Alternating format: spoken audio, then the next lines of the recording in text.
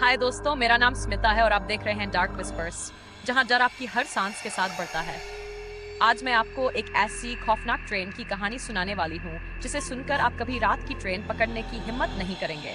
लेकिन सुनने से पहले अगर आपने चैनल सब्सक्राइब नहीं किया है, तो अभी कर लीजिए, क्योंकि डर के इस सफर में आपका साथ जरूरी है।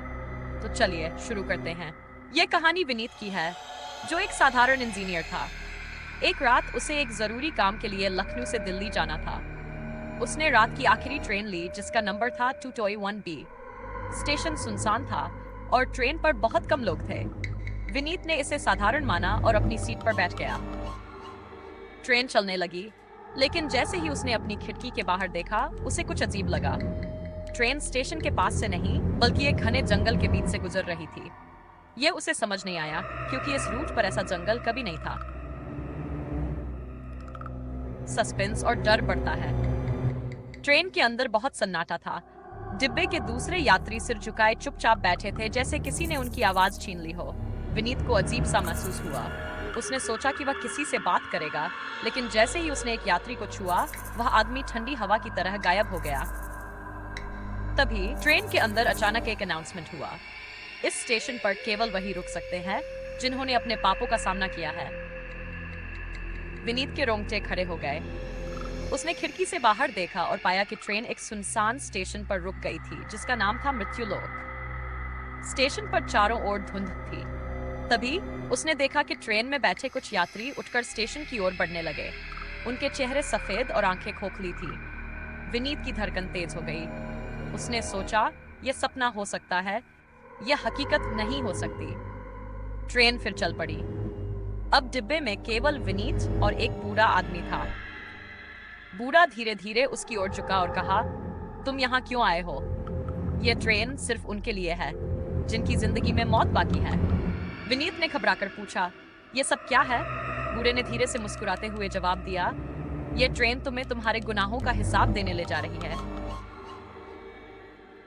तभी ट्रेन की लाइट्स अचानक बंद हो गई। डिब्बे में एक अजीब सी बदबू फैलने लगी।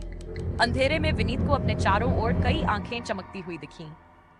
वह चिल्लाने ही वाला था कि लाइट फिर से आ गई, लेकिन अब वह ट्रेन के डिब्बे में अकेला था। बूढ़ा आदमी भी गायब हो चुका था। कहानी का ट्विस्ट।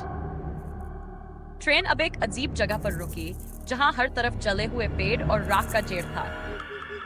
विनीत ने खिड़की से बाहर देखा और पाया कि स्टेशन पर उसका नाम लिखा हुआ था, विनीतपुर। उसे समझ नहीं आ रहा था कि यह कैसे हो सकता है।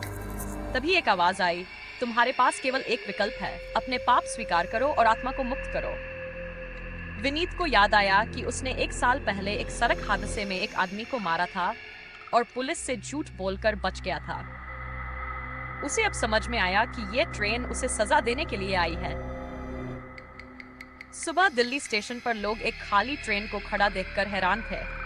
उसमें कोई यात्री नहीं था, लेकिन गार्ड को विनीत की सीट पर एक डायरी मिली, जिसमें लिखा था, मुझे माफ करना, मैंने पाप किया था, अब मैं मुक्त हो गया हूँ। लोग कहते हैं कि ट्रेन 21B हर रात चलती है, लेकिन अगर आप कभी उस ट्रेन को पकड़ें और रास्ते में मृत्युलोक स्टेशन आए, तो याद रखें, यह की आखिरी यात्रा हो सकती है।